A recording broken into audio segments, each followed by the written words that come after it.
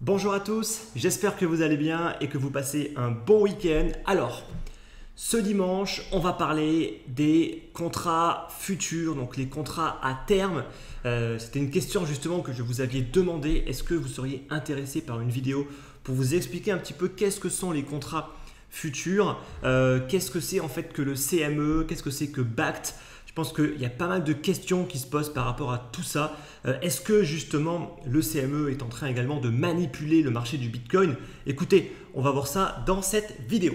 Alors, premièrement, il faut essayer en fait de comprendre qu'est-ce qu'un contrat futur. Alors, on peut l'appeler contrat futur, on peut également l'appeler contrat à terme, en fait peu importe. Ça veut dire exactement la même chose. Alors, ce qu'il faut comprendre, c'est que moi, je vais les appeler les contrats futurs, donc d'accord, donc c'est contrats futurs ou contrats à terme, peu importe. Ce sont ce qu'on appelle des produits dérivés. Donc des produits dérivés, ça veut dire qu'ils sont dérivés de quelque chose. En l'occurrence là, ça va être du Bitcoin. Donc des produits dérivés du Bitcoin. Alors, il y a plusieurs types de produits dérivés. Il y a les contrats futurs, il y a les options, il y a les warrants, il y a même les options binaires pour ceux qui veulent jouer au casino, etc., etc. Bon, il existe tout un tas en fait de produits dérivés différents. Qu'est-ce que sont en fait des produits dérivés? En fait, ce sont des sortes de paris. On peut les comparer à des sortes de paris. Tiens, on va parier que le Bitcoin dans 6 mois est à telle valeur. Et soit on gagne, soit on perd. Voilà, comme d'habitude, il y a toujours un gagnant et un perdant. En fait, pourquoi je dis que c'est un pari? Parce que en gros, quand vous achetez du Bitcoin, vous prenez le pari en fait que le Bitcoin va prendre de la valeur. Alors au final, même si oui, c'est un investissement, parce que c'est réfléchi, c'est on va dire un pari qui a été réfléchi. Voilà, ce n'est pas juste un pari auquel vous allez jouer et vous allez espérer avoir de la chance, bien évidemment. On n'est pas là pour jouer au casino. Alors, comment faire maintenant pour expliquer? C'est simple. On va prendre un mineur et un spéculateur. Et en fait, vous allez tout de suite comprendre pourquoi est-ce que les contrats futurs, ça peut être très intéressant en fonction en fait tout simplement de qui ça va être. Si c'est un simple investisseur comme vous et moi, c'est peut-être pas hyper intéressant.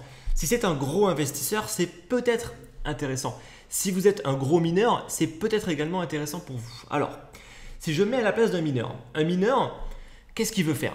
Un mineur, il mine du Bitcoin, en l'occurrence là on parle juste d'un mineur de Bitcoin, il aimerait en fait tout simplement dans 6 mois être capable de vendre ce qu'il a réussi à miner à un prix fixe. Pourquoi? Parce que en fait tout simplement il n'est pas certain du prix.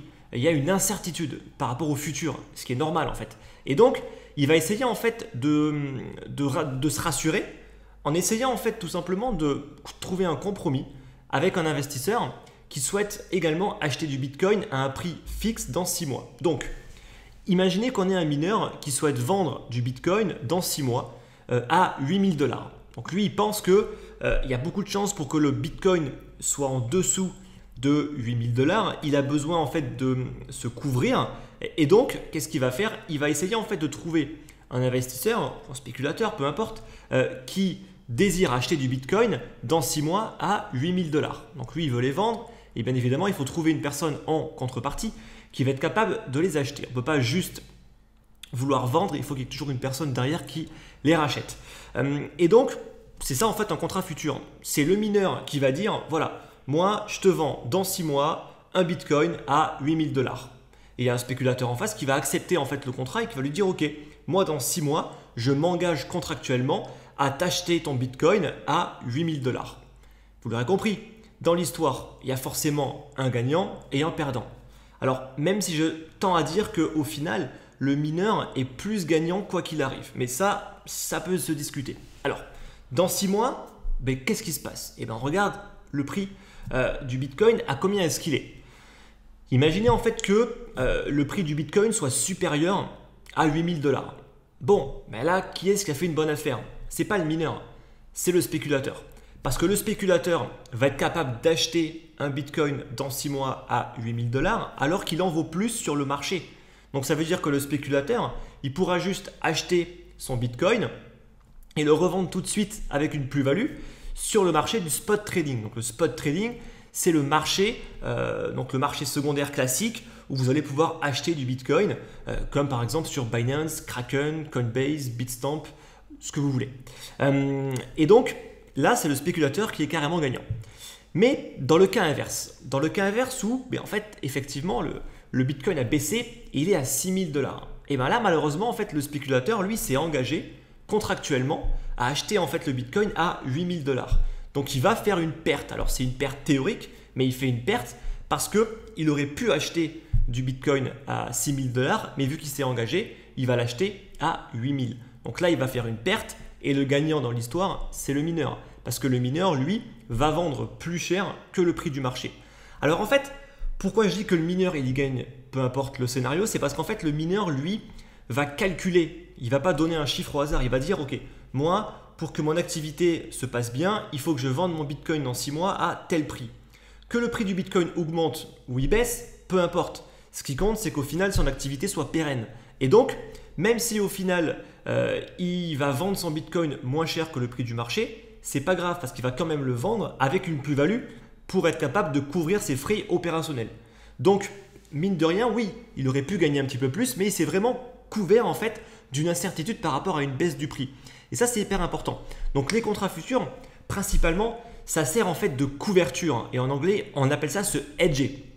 Donc, le hedge, justement, c'est aussi pour ça qu'on appelle les hedge funds, ces fonds en fait qui se hedgent constamment, qui vont prendre beaucoup de risques et qui vont se couvrir à chaque fois, également en utilisant notamment les contrats futurs.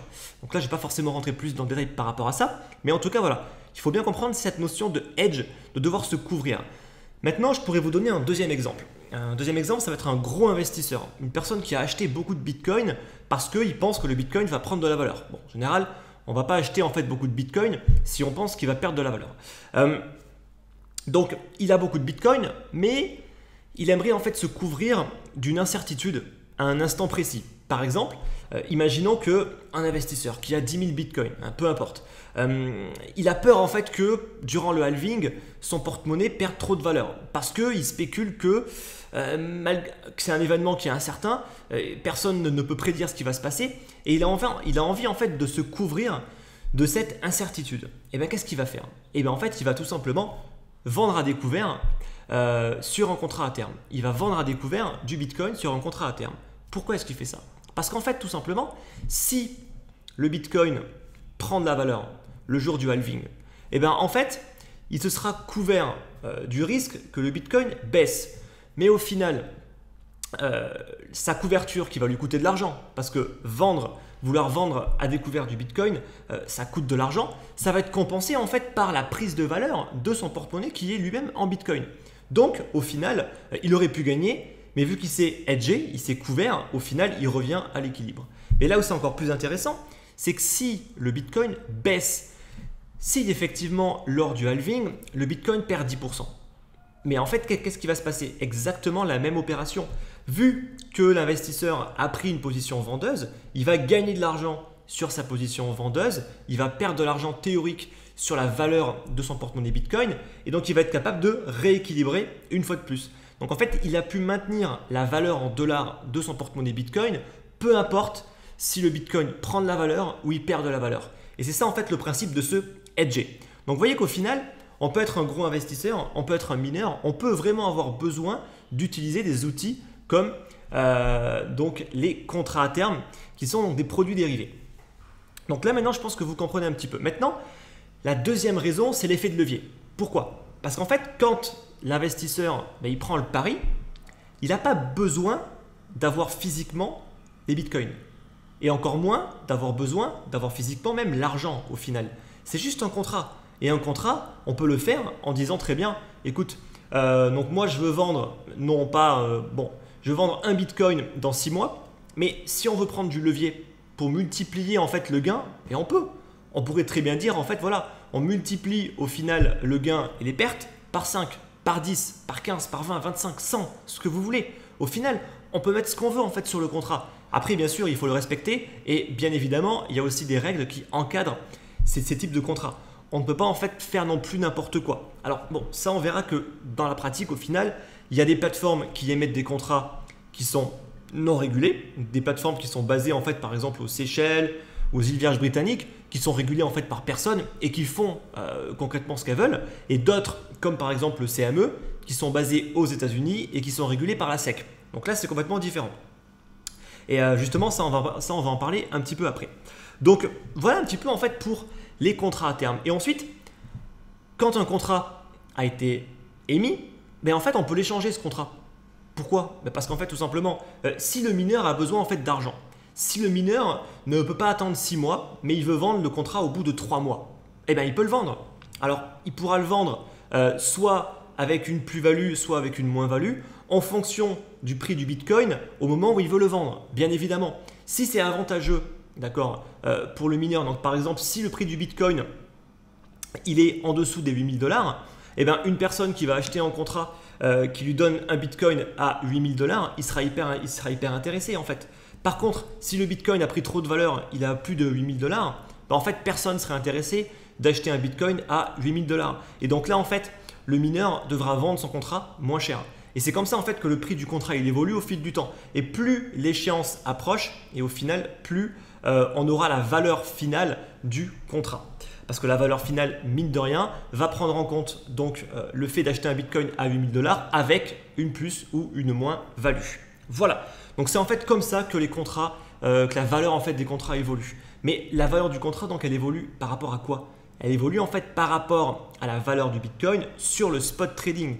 Et ça, c'est très important. Donc ça veut dire qu'au final, ce sont les contrats futurs qui vont suivre le marché du spot trading et non pas l'inverse. Ça, il faut bien le comprendre et bien l'assimiler maintenant. Alors, maintenant, on parle beaucoup du CME. Ok, parlons du CME. Donc le CME, c'est l'une des premières plateformes régulées à avoir proposé à ses clients des contrats futurs qui sont donc dérivés du Bitcoin. Je dis bien dérivés du Bitcoin et non pas adossés à du Bitcoin. Ça, c'est très important. Donc, les contrats du CME ne sont en rien adossés à du Bitcoin. En fait, on fait juste un pari et le gagnant paye la plus-value ou la moins-value en dollars. À aucun moment, il y a un échange de Bitcoin. Ça, il faut aussi bien le comprendre. Donc, le CME n'est pas le premier à avoir fait ça. Le premier, c'est le CBOE. Donc, le CBOE qui, lui, justement, a terminé pour l'instant ses contrats et ne propose plus. Donc, il a mis en pause tout simplement par un manque d'intérêt. Voilà. Alors, maintenant, on va commencer un petit peu à analyser l'attractivité justement du CME et on va commencer par un premier graphique. Sur ce graphique, en fait, on peut voir ce qu'ils appellent les traders. Donc les traders, ça va être par exemple un hedge fund, un gestionnaire de patrimoine, peu importe, une personne qui est accréditée à pouvoir acheter des contrats futurs sur le CME et qui va être considéré en fait comme un trader. Alors un trader, c'est pas forcément juste une personne derrière un bureau qui est en train en fait de trader. Il peut y avoir des traders particuliers qui sont catégorisés comme professionnels au final, mais il peut aussi y avoir des hedge funds, etc. Qui vont au final avoir des énormes moyens. Donc ça, il faut le comprendre. Donc des traders, il y en a eu 56 au maximum et actuellement, on oscille aux alentours des 40-45 traders en continu. Donc depuis avril 2018. Ensuite, ce qui est beaucoup plus intéressant, c'est de regarder en fait le volume. Ça, c'est très important et on verra que justement, je vais me baser en fait par rapport à ça sur ma conclusion de la vidéo. Alors, là, c'est un graphique qui va en fait faire l'addition du volume du CME, du CBOE et de BACT, qui sont en fait les trois plateformes régulées aujourd'hui aux États-Unis qui proposent des contrats futurs. Alors, le CBOE, il a ouvert en janvier 2018. En fait, il a même ouvert en décembre, en toute fin d'année en fait de décembre 2017. Et même, il y a eu beaucoup de spéculations de personnes qui disaient que c'était à cause de ça que le Bitcoin avait baissé. Bon, si vous voulez. En tout cas, si on regarde les volumes, on voit qu'au début du lancement du CBOE, bon, les volumes sont très timides. On est à peine à 75 millions de dollars de volume, alors qu'à ce moment-là, sur le marché du Bitcoin, le volume c'était en milliards. Donc déjà, rien que par rapport à ça, on voit que le CBOE ne comptait pas pour beaucoup en termes de volume. Deuxième point, il y a ensuite le CME qui rentre en jeu à partir d'avril 2018. Donc là, il y a une combinaison entre le CME et le CBOE. On voit qu'il y a une augmentation du volume. On monte à 150 millions pour ensuite rapidement redescendre et retomber au final autour des 100 millions. Et ensuite, on voit vraiment une augmentation à partir de mai. Donc je rappelle quand même ce qui s'est passé par rapport au prix du Bitcoin. En janvier 2019, on fait le point bas à 3200 $. Et ensuite, de janvier à août, le Bitcoin part sur une nouvelle hausse qui multiplie par 3 ou 4 son prix, je ne sais pas exactement. On passe de 3200 à quasiment 14 000 $. Donc ça attire quand même beaucoup de personnes. Et donc là, on le voit clairement avec une augmentation du nombre de volumes. Et on voit également la fin des contrats futurs sur le CBOE. Mine de rien, malgré un regain d'attractivité, on voit que sur le CBOE, ça n'attire pas tant que ça au final les institutionnels ni les professionnels. Et donc, ils décident de mettre en pause les contrats futurs sur le Bitcoin. Le CME, lui, pour l'instant, fonctionne toujours. Donc, il y a eu un pic. Aujourd'hui, on est quasiment retombé sur les 150 millions de dollars de volume. Alors, déjà, en fait, si on regarde que les volumes, là, par rapport à ça, honnêtement, on voit que les contrats futurs proposés en fait par les plateformes régulées aux États-Unis sont minoritaires, sont extrêmement minoritaires. Elles ne sont absolument pas en fait majoritaires en termes de volume d'échange.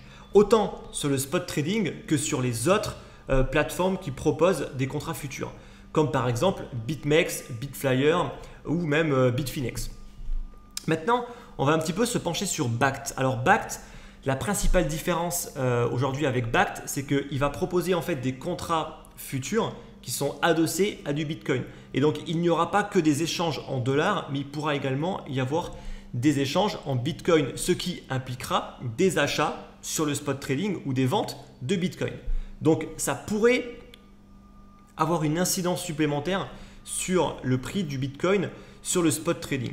Bien évidemment, je dis que ça pourrait s'il y avait un volume suffisamment élevé pour vraiment impacter en fait le marché.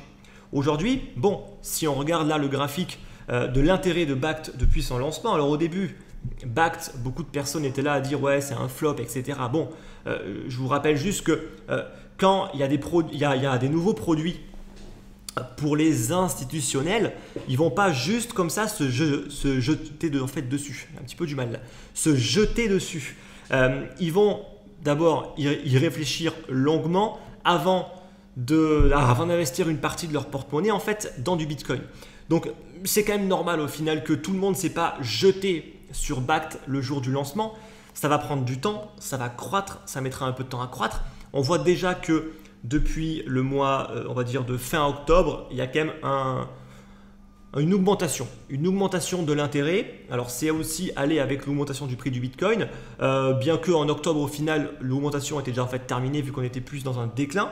Donc mine de rien, on voit que ce n'est pas forcément que le prix qui intéresse les acteurs de marché. Même si là, il y a de nouveau une baisse d'intérêt, bon, on a quand même un volume qui est clairement en augmentation depuis le lancement. Mais un volume qui est ultra timide. On est sur un volume qui, à son plus haut, a atteint les 16 millions de dollars. 16 millions sur le marché du spot trading, c'est une goutte d'eau. C'est même pas 1% au final. Et sur le marché des contrats futurs, c'est même pas 1%. C'est encore moins d'1%. Il y a des milliards et des milliards de volumes. Donc ça, il faut le prendre en compte. Maintenant, on va un petit peu regarder les personnes qui sont vendeuses et acheteuses sur le CME. Alors là, on a le graphique qui nous donne la différence. Donc il se base uniquement sur les top 8 des traders, mais je pense que ça représente globalement au final le marché du CME dans sa globalité. Et ben on a en fait le pourcentage de personnes qui sont longues et le pourcentage de personnes qui sont vendeuses. Qu'est-ce qu'on remarque? Bon, déjà on remarque que majoritairement, il y a toujours plus de vendeurs que d'acheteurs sur le CME. Donc ça, c'est un premier élément qui est assez important. Il y a eu des fois où il y a eu un petit moment d'équilibre, mais honnêtement, quasiment pas. Quasiment pas. Les vendeurs sont systématiquement à 60%, voire 80%, alors que, mine de rien, les acheteurs, ils sont plus sur une moyenne de 40-50%. Voilà. Donc, déjà, depuis le début du CME, il y a toujours plus de vendeurs que d'acheteurs. Ça, c'est une question qui est intéressante parce que beaucoup de personnes sont là à dire que le CME manipule le marché. Mais au final, j'ai envie de dire, il y a toujours eu plus de vendeurs depuis le début. Ça n'a pas empêché en fait le prix du Bitcoin d'augmenter de janvier à août, le fait qu'il y ait beaucoup de vendeurs sur le CME. Idem, et en plus même idem quand le marché a baissé, on voit effectivement à partir de juin une augmentation, un pic en termes de vendeurs, parce que bien évidemment, il y avait il y a eu une trop forte montée du prix du Bitcoin. Et donc là, majoritairement, tout le monde s'est mis à shorter le Bitcoin sur ces niveaux-là, car le Bitcoin était monté extrêmement vite. Donc là, il n'y a rien de surprenant. Donc par rapport à ça, honnêtement, on ne voit pas forcément de signes très très clairs de manipulation, comme quoi en fait les shorts viennent tous du CME, pas du tout. Le CME short beaucoup plus que... il y a plus de vendeurs en tout cas. Non, il y a plus de vendeurs que d'acheteurs sur le CME en tout cas. Voilà. Honnêtement, pour moi, il n'y a pas forcément plus à dire par rapport à ce graphique. Ça nous montre juste qu'il y a un consensus depuis le début par rapport aux pros qui veulent plus vendre que acheter le Bitcoin. Peu importe l'évolution du prix du Bitcoin au final. Et ensuite, on peut également regarder en fait qui sont justement les personnes qui sont acheteuses ou vendeuses. Et on voit en fait que majoritairement, on a donc les hedge funds qui sont vendeurs, vraiment en grande majorité, plus des 3/4 des hedge funds au final sont vendeurs. On a les asset management qui vont être les gestionnaires d'actifs qui eux, ils sont également un petit peu plus vendeurs que acheteurs. On va avoir les non-reportable qui sont en fait des types de traders, alors qui sont considérés en fait là pour le coup comme des petits traders. Si on les compare aux hedge funds et aux gestionnaires d'actifs, parce qu'ils n'ont pas forcément le même porte-monnaie, ça reste quand même des traders qui peuvent opérer sur le CME, qui eux pour le coup sont beaucoup plus acheteurs que vendeurs. Et ensuite, il y a également une catégorie donc dealer, ça correspond au courtier bancaire, qui est quasiment également que acheteuse, même si elle est ultra minoritaire. Et autre, également, on voit qu'il y a plus d'acheteurs que de vendeurs. Alors on voit clairement que ce sont en fait les hedge funds principalement qui vont shorter, donc vendre le Bitcoin. Mais au final, est-ce que c'est mauvais? Rappelez-vous en fait de ce que j'ai pu vous dire auparavant. Un hedge fund, ça se couvre systématiquement. Donc ça veut dire que si un Bitcoin, par exemple, si un hedge fund a beaucoup de Bitcoin, il peut être amené à se couvrir systématiquement et donc à vendre le Bitcoin sur le CME. Donc c'est pas pour autant que beaucoup de vendeurs, ça signifie pas en fait simplement qu'ils veulent tous que le prix baisse, pas du tout, absolument pas. Après, ça peut être une stratégie également qu'ils ont mis en place de vendre le Bitcoin. On ne sait pas exactement ce que font les hedge funds, donc on n'est pas trop là pour spéculer sur ce qu'ils font. C'est un petit peu obscur et c'est justement le principe même d'un hedge fund, c'est qu'on ne sait pas ce qu'ils font. Voilà. Mais en tout cas, voilà, c'est pas forcément négatif, ça peut être juste une couverture qui est prise parce que justement, ils ont acheté du Bitcoin. Voilà, donc ça, on n'en sait rien. Et je pense que ça ne sert à rien en fait de spéculer tant qu'on n'a pas une personne qui bosse dans un fonds qui a acheté des bitcoins qui nous disent ce qu'ils font. Honnêtement, ce qu'on dira, c'est que de la spéculation parce qu'on n'en sait absolument rien. Maintenant, on va terminer avec un graphique qui vous montre les volumes de toutes les plateformes qui proposent des contrats futurs. Et là, je pense que ça risque d'en surprendre plus d'un. Effectivement, le CME, comme j'ai pu le dire, en termes de volume, il ne compte quasiment que pour rien. Aujourd'hui, qu'est-ce qui est majoritaire? BitMEX, si on prend le volume le plus récent, on est sur 1,1 milliard de dollars de volume sur BitMEX. On a également Bitflyer, 0,5 milliard. On a également donc Bitfinex, Coinflex, etc. etc. Même Binance, vous voyez que Binance devient également assez intéressant par rapport au contrat futur. Et pour le coup, le CME et backed, on ne les voit pas. On ne les voit quasiment pas. Alors, heureusement qu'ils l'ont mis en jaune, c'est assez distinct. Sinon, honnêtement, on ne le verrait pas. Donc, ça représente quoi? Ça représente entre 1,3 et 3,4% du volume total. Backed, c'est tellement minoritaire que là, on ne le voit pas du tout. D'accord? Donc, c'est même pas 1%. Donc, concrètement, ça veut dire quoi?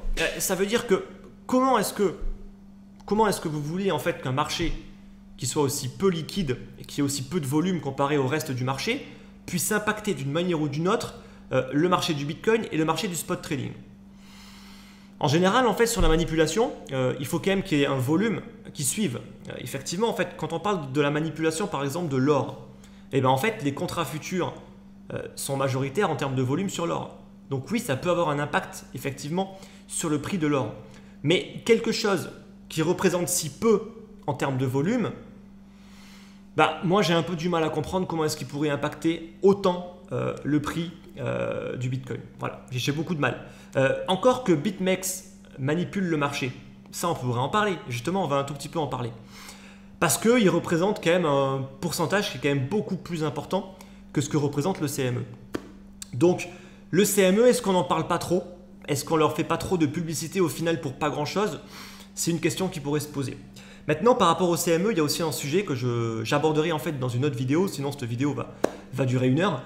Ça va être le sujet en fait des gaps. On vous parle systématiquement du gap sur le CME. Donc je ne vais pas en dire plus parce que j'ai envie en fait d'en parler au sein d'une vidéo qui va être vraiment dédiée à ça parce que je pense que c'est important. Allez, maintenant on va juste terminer avec BitMEX. Justement, parlons un petit peu plus de BitMEX. Pourquoi? Parce qu'au final, BitMEX, on se rend compte que s'il y a manipulation, s'il y a un impact, ce serait plus vers BitMEX qu'il faudrait aller chercher que le CME. En termes de volume, on voit que ça représente quand même quelque chose qui est vraiment impactant, contrairement au CME, qui l'est beaucoup moins. Alors, déjà, ce qu'on pourrait regarder, c'est les clôtures. Les clôtures en fait, des contrats sur BitMEX. Mais le problème, c'est qu'en fait, sur BitMEX, il y a plusieurs types de contrats. Il y a un contrat perpétuel et il y a des contrats avec une échéance. Donc les contrats avec échéance en général sont beaucoup moins tradés que les contrats perpétuels, donc il y a beaucoup moins de volume. C'est en fait le contrat perpétuel qui compte pour le plus de volume car en fait les gens ne veulent pas s'embêter avec des contrats qui vont expirer en fait. Donc un contrat perpétuel, c'est un contrat futur qui a une échéance et qui va juste se renouveler de manière automatique. Voilà, c'est juste ça. Donc en gros, il est perpétuel parce qu'il se renouvelle tout le temps. Et c'est même pour ça qu'il y a des frais à chaque fois, donc soit des frais ou soit des gains, ça dépend en fait tout simplement des intérêts, mais je ne rentrerai pas en fait dans le détail par rapport à ça, sur BitMEX, que vous devez payer à chaque fois qu'il y a un renouvellement. Payer ou gagner de l'argent en fonction de si vous êtes vendeur ou acheteur. Mais bon, peu importe, il y a d'autres vidéos qui parlent très bien de BitMEX et qui expliquent vraiment le fonctionnement. Là, ce n'est pas le but. Mais là, le but, c'est en fait de comprendre, est-ce qu'il n'y a pas beaucoup plus de manipulation du côté en fait de chez BitMEX? Et bien justement, beaucoup plus. Beaucoup plus et surtout, il y a beaucoup plus de suspicions, j'ai envie de dire, par rapport à ça. Notamment il y a quelques mois, une vente de 15 000 Ethereum sur Bitstamp qui provoque quasiment 1 milliard de liquidation chez BitMEX. Alors là, peut-être que vous n'avez rien compris. En gros, il faut comprendre que BitMEX, il va prendre le prix sur le spot trading. Et donc, il va prendre 2 plateformes. Alors, aujourd'hui, c'est 3. À l'époque, c'était 2. Il va pondérer en fait ça, 50% sur Bitstamp, 50% sur Coinbase Pro. Et maintenant, il a également rajouté Kraken, si je ne dis pas de bêtises. Donc, à l'époque, en tout cas, il y avait 50% du prix qui était pris sur Bitstamp et 50% sur Coinbase Pro. Et étrangement, il y a une personne qui s'est mis à vendre 15 000 Ethereum sur Bitstamp, qui n'est pas la plateforme la plus liquide pour le coup, sur la paire, pas non plus la plus liquide de Bitstamp, ce qui a provoqué ce qu'on appelle un flash crash. Donc ça veut dire juste que le prix s'effondre parce qu'au final le carnet d'ordre il est complètement bouffé et il n'y a plus personne pour acheter. Donc le prix s'effondre, il pourrait même tomber durant quelques secondes à quelques dollars juste sur l'Ethereum. Et c'est ce qui s'est passé. Et bien évidemment, vu que BitMEX se base par rapport à 50% de Bitstamp, eh bien, le prix également a été impacté. Alors il a été impacté que de moitié, vu que c'est pondéré entre Bitstamp et Coinbase Pro, mais au final, ça a aussi fait une forte chute chez BitMEX. Chez BitMEX, vous le savez, très souvent on prend du levier. Et plus on prend de levier, au final, moins on a une marge de risque qui va être élevée. À titre d'exemple, si on prend le plus gros levier, le x100, on aura une marge qui va tourner entre 0,5 et 1%. Donc ça veut dire que si le prix fluctue de 1,5% dans le mauvais sens, vous êtes liquidé, vous sortez. Donc vous perdez en fait tout ce que vous avez misé. Donc là, je donne le cas extrême, mais il faut comprendre que si le prix de l'Ether baisse par exemple de 30% de manière soudaine chez BitMEX, vous pouvez quasiment être sûr que toutes les personnes qui ne sont pas dans le bon sens se font liquider. Et étrangement, c'est un petit peu ce qui s'est passé. Donc, vous voyez qu'au final, on peut quand même suspecter pas mal de choses. Peut-être que beaucoup de personnes avaient un intérêt à ce qu'au final, le prix de l'Ether s'effondre rapidement. D'accord ? Parce que ceux qui sont de l'autre côté, qui vont être short à ce moment-là, eux, ils vont pouvoir gagner par rapport à tous ceux qui sont acheteurs, donc long, et qui vont tous se faire liquider. Donc, vous voyez qu'au final, ce n'est pas en fait BitMEX qui va manipuler le marché. C'est le spot trading qui va être manipulé au profit de ce qui se passe sur les contrats futurs. Et ça, il faut le comprendre. Parce que je pense que beaucoup de personnes aujourd'hui, justement, ne comprennent pas ça. En fait, c'est le spot trading aujourd'hui qui donne le prix. et les contrats futurs qui suivent le prix. Et c'est justement ça, c'est une piste de réflexion qu'on pourrait également avoir par rapport aux gaps, justement, qui ne sont pas comparables, et j'en dirai pas plus, aux gaps qu'on peut avoir sur le marché traditionnel. Mais ça, j'en parlerai justement dans la vidéo. Et il faut aussi comprendre que certains contrats futurs ne sont pas ouverts 7 jours sur 7, notamment sur les plateformes régulées comme CME, BACT, où c'est fermé le week-end, alors que le spot trading, lui, est ouvert en permanence. Donc ça veut dire qu'il y a systématiquement une cotation. Ça aussi, c'est un élément qui est important et qui nous montre qu'en fait, c'est les contrats futurs qui suivent le spot trading et non pas l'inverse comme beaucoup de personnes semblent le croire. Voilà. Donc j'espère que c'est clair par rapport à ça. Donc par rapport à BitMEX, il y a eu énormément de liquidations qui ont été un petit peu suspectes. Donc là, juste pour terminer, si on regarde ce graphique, on a les liquidations par trimestre. Bon, on voit que notamment durant le deuxième et le troisième trimestre, il y a eu quand même pas mal de liquidations. On est sur plusieurs milliards à chaque fois de liquidations entre les shorts et les longs. Et en plus, on voit que les shorts se font beaucoup plus sortir que les longs chez BitMEX. Donc ça fait quand même beaucoup. Ça fait quand même beaucoup. Je rappelle que quand une personne perd d'un côté, il y en a une autre qui va gagner en fait de l'autre. C'est le principe même des contrats futurs, comme j'ai pu vous l'expliquer. Il y a toujours un gagnant et un perdant. C'est un petit peu différent en fait du spot trading pour le coup. Donc ça, il faut le comprendre. Ça veut dire que là, au final, s'il y a manipulation sur le spot trading et qu'on liquide facilement des gens, c'est peut-être de là que vient en fait beaucoup plus la manipulation du marché. Voilà, je pense que c'est une piste de réflexion. C'est pas forcément j'avance pas forcément en fait des preuves ultra concrètes. C'est plus une piste de réflexion, même si à mon sens des fois les coïncidences sont un petit peu trop grosses pour être juste des coïncidences. En l'occurrence, surtout l'histoire des 15 000 Ethers vendus sur Bitstamp, c'est quand même plus que suspicieux. Mais bon, voilà, ça reste juste des suspicions. J'en dirai pas plus par rapport à ça.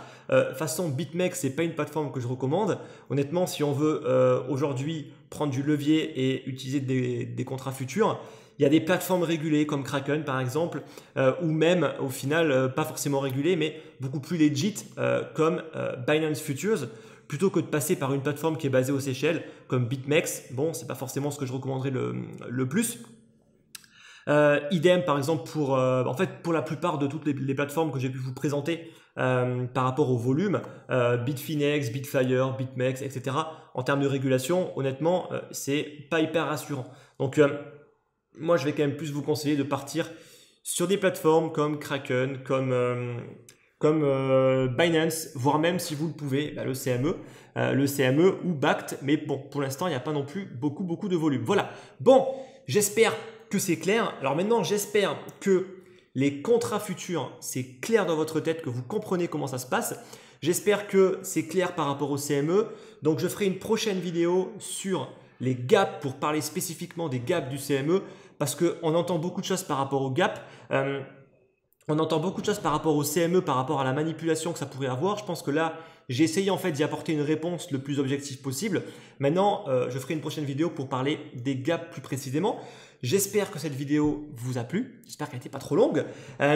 N'oubliez pas de mettre un like, c'est important pour le soutien. N'oubliez pas, si vous avez des questions ou même juste pour le référencement, n'oubliez pas également de mettre un commentaire dans l'espace de commentaires juste en dessous de la vidéo. Et quant à nous, écoutez, on se retrouve dimanche prochain, même heure, pour la prochaine vidéo. Je vous dis bon dimanche et bonne semaine à tous. Merci.